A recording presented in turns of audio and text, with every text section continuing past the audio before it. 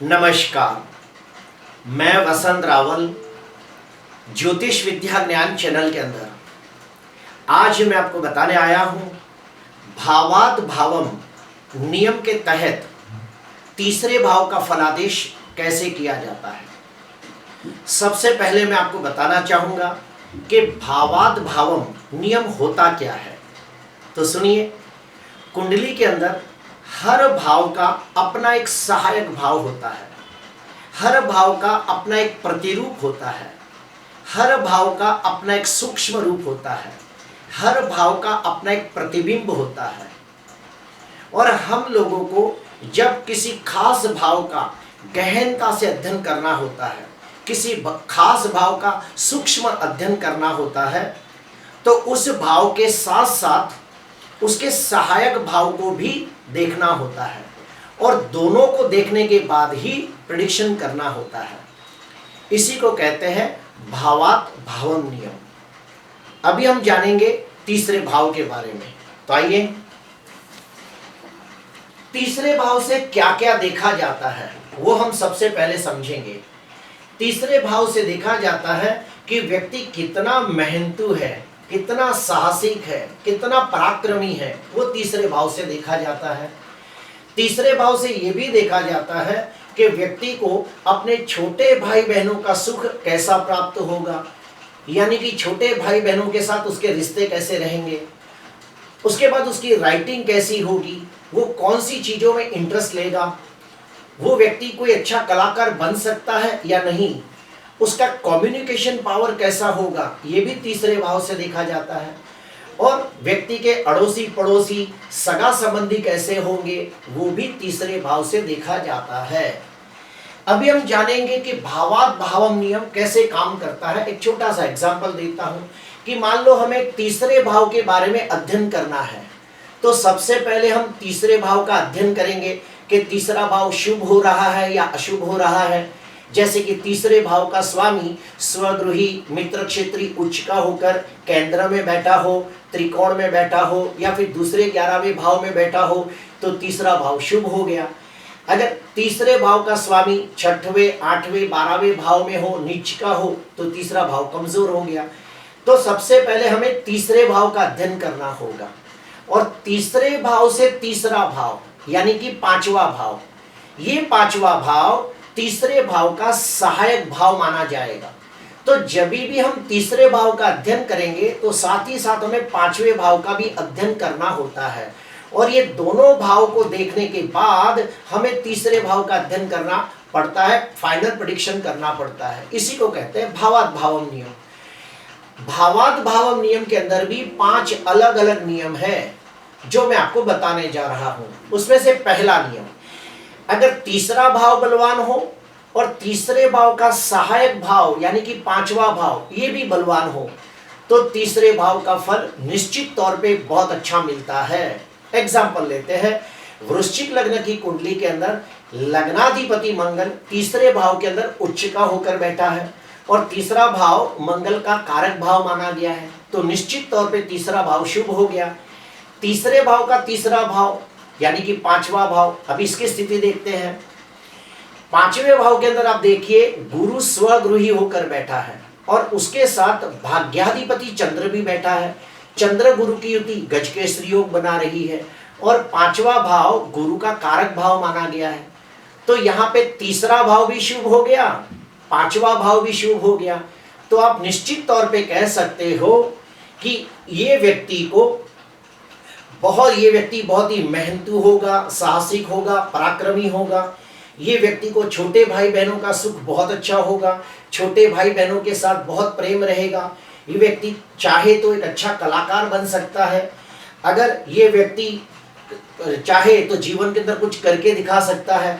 अगर तीसरे भाव का स्वामी 10वें भाव में बैठा हो तो ये व्यक्ति को सुरक्षा क्षेत्र के अंदर बहुत मान सम्मान पद प्रतिष्ठा की प्राप्ति हो सकती है। तो ये सब आप कह सकते हो। अभी आता है दूसरा नियम पे। तो सुनिए, दूसरे नियम के तहत अगर तीसरा भाव शुभ होता हो और तीसरे भाव का सहायक भाव यानी कि पांचवा भाव कमजोर होता हो, तो क्या फल मिलेगा। तीसरे भाव से मिलने वाला जो फल है वो 100 में से 80% अच्छा मिलेगा, लेकिन इसके वजह से 20% कमजोर हो जाएगा। एग्जाम्पल के साथ लेते हैं कि वृषभ लग्न की कुंडली के अंदर आप देखिए तीसरे भाव के अंदर गुरु उच्च का होकर बैठा है और उसके साथ चंद्र भी बैठा है। चंद्र गुरु की युति गजकेसरी योग बना रही है। यहाँ पे तृतीय चंद्र खुद स्वगृही होकर बैठा है, तो तीसरा भाव निश्चित तौर पे अच्छा हो गया। अभी तीसरे भाव से तीसरा भाव यानी कि पांचवा भाव, उसकी स्थिति देखते हैं। लग्नेश खुद यहाँ पे नीच का होकर बैठा है और राहु के साथ लंपट योग बना रहा है। पंचमाधिपति बुध भी नीच का हो रहा है। तो यहाँ पे हमने क्या देखा, तीसरा भाव शुभ हो रहा है और उसका सहायक भाव कमजोर हो रहा है। तो इससे क्या होगा, इस भाव से मिलने वाला फल 100 में से 80% अच्छा होगा, इसके वजह से 20% कमजोर हो जाएगा। जैसे कि ऐसे व्यक्ति को भाई बहन का सुख बहुत अच्छा होगा, लेकिन हमेशा उसके साथ थोड़ा बहुत मन मुटाव होता रहेगा।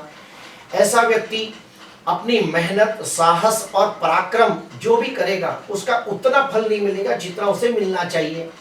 ऐसे व्यक्ति को छोटी मोटी मुसाफरी के योग बनेंगे, लेकिन उसमें थोड़ी बहुत अड़चनें, रुकावटें भी आएगी, लेकिन आखिरकार उसे सफलता निश्चित मिलेगी। यानी कि 100 में से 80% अच्छा फल मिलेगा। ये भाव कमजोर होने की वजह से 20% फल कम हो जाएगा। अभी आते हैं तीसरा नियम।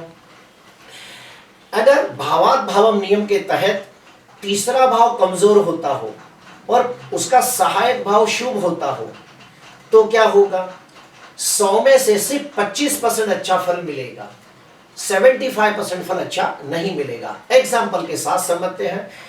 सिंह लग्न की कुंडली है, लग्नाधिपति सूर्य तीसरे भाव के अंदर नीच का होकर बैठा है और तीसरे भाव का स्वामी शुक्र भी नीच का है, तो निश्चित तौर पे तीसरा भाव कमजोर हो गया।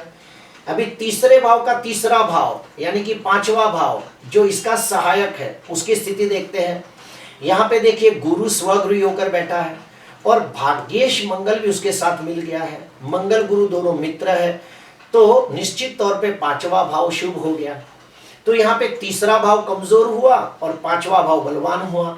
तो ऐसी स्थिति में क्या फलादेश आएगा, तो ऐसे व्यक्ति बहुत मेहनत करने के बावजूद उन्हें वो सफलता नहीं मिलेगी जो मिलनी चाहिए। 100 में से सिर्फ 25% सफलता मिलेगी। ऐसे व्यक्तियों का अपने भाई बहन के साथ नाम पुरता संबंध होगा। ऐसे व्यक्तियों को अपने कला क्षेत्र के अंदर भी बहुत मेहनत करने के बावजूद थोड़ी सी सफलता मिलेगी।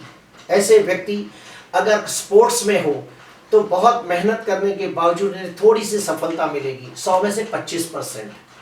अभी आते हैं चौथा नियम।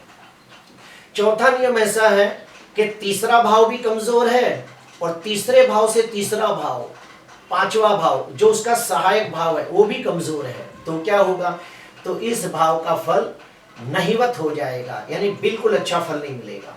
एग्जाम्पल लेते हैं। कन्या लग्न की कुंडली है।